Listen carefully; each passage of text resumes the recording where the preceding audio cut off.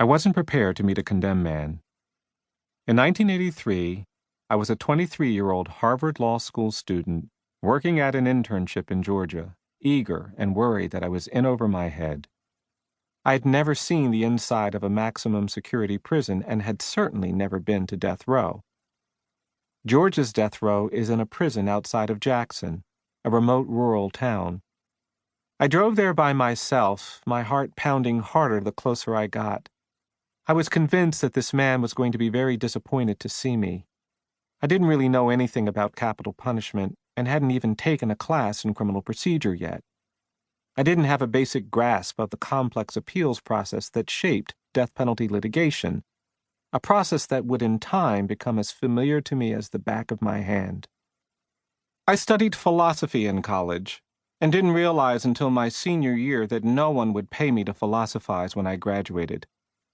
I was uncertain about what I wanted to do with my life, but I knew it would have something to do with the lives of the poor, America's history of racial inequality, and the struggle to be just and fair with one another.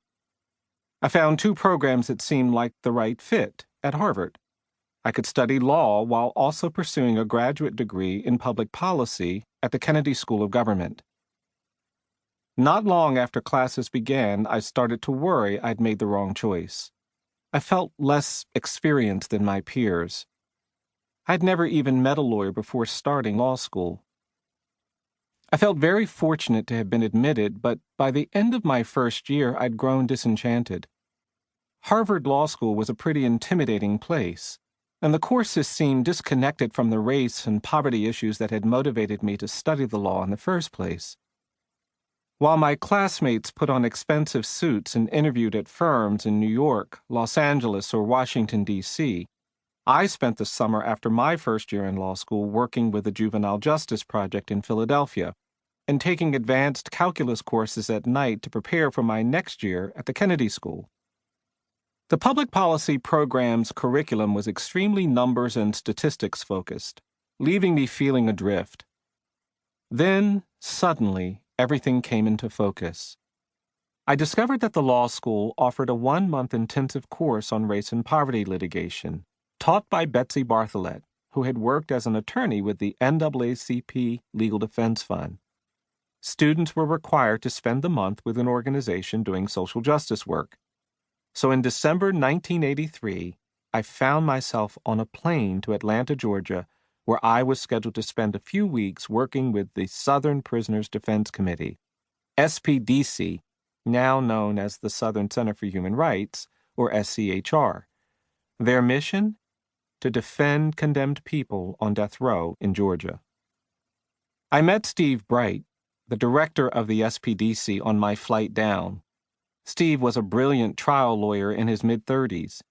He'd grown up on a farm in Kentucky, ended up in Washington, D.C. at the Public Defender Service, and had just been recruited to take over the SPDC.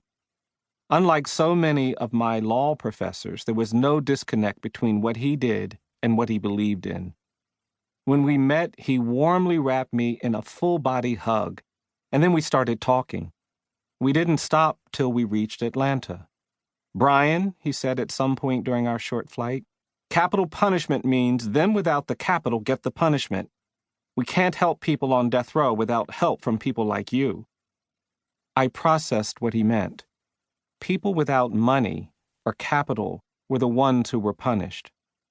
I was taken aback by his immediate belief that I had something to offer. He broke down the issues with the death penalty simply but persuasively, and I hung on every word, completely engaged by his dedication and charisma. It was deeply affirming to meet someone whose work so powerfully animated his life. "I just hope you're not expecting anything too fancy while you're here," he said. "Oh, no," I assured him. "I'm grateful for the opportunity to work with you." "Well, we live kind of simply, and the hours are pretty intense," he warned. I quickly realized he wasn't kidding. There were just a few attorneys working at the SPDC when I arrived that winter.